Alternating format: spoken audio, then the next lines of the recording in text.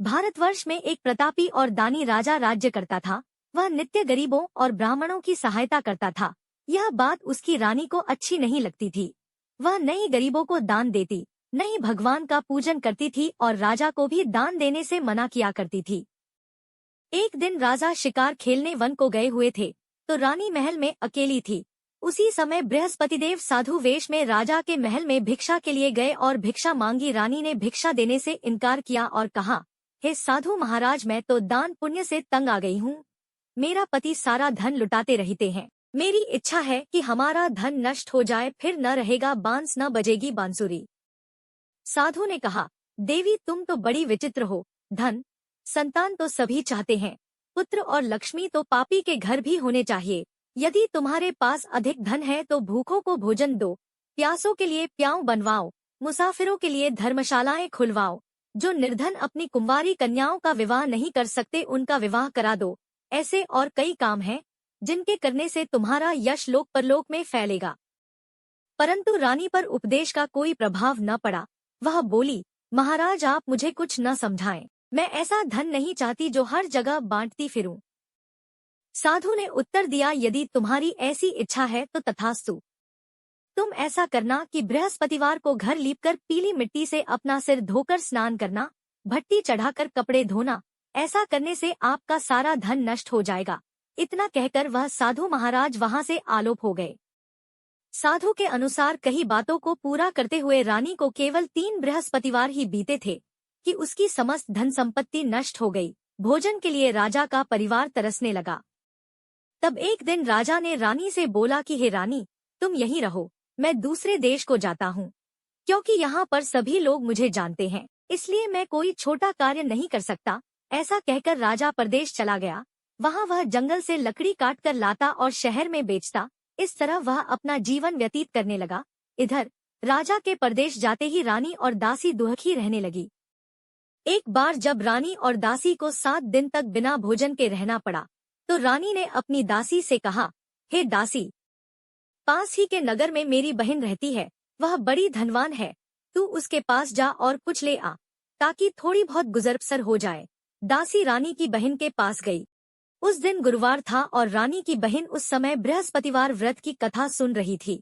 दासी ने रानी की बहन को अपनी रानी का संदेश दिया, लेकिन रानी की बड़ी बहन ने कोई उत्तर नहीं दिया। जब दासी को रानी की बहन से कोई उत्तर नहीं मिला तो वह बहुत दुखी हुई और उसे क्रोध भी आया। दासी ने वापस आकर रानी को सारी बात बता दी। सुनकर रानी ने अपने भाग्य को कोसा। उधर रानी की बहन ने सोचा कि मेरी बहन की दासी आई थी, परंतु मैं उससे नहीं बोली, इससे वह बहुत दुखी हुई होगी। कथा सुनकर और पूजन समाप्त करके वह अपनी बहन के घर आई और कहने लगी, हे बहन, मैं बृहस्पतिवार का व्रत कर रही थी।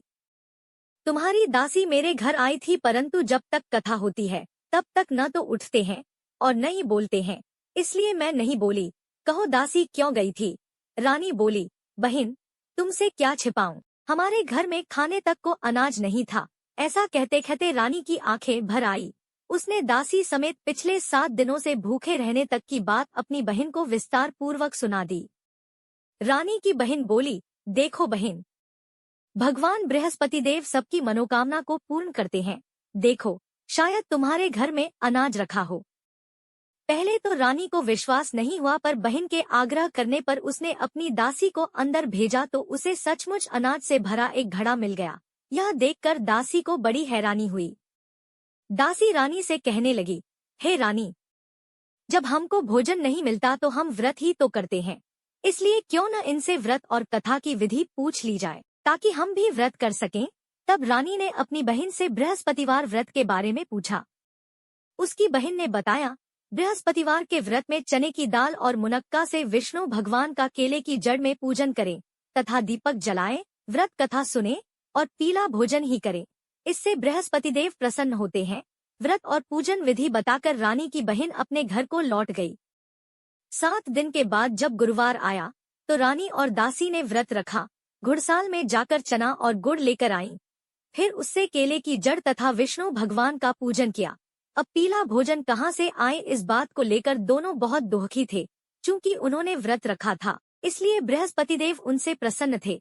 इसलिए वे एक साधारण व्यक्ति का रूप धारण कर 2 थालों में सुंदर पीला भोजन दासी को दे गए। भोजन पाकर दासी प्रसन्न हुई और फिर रानी के साथ मिलकर भोजन ग्रहण किया।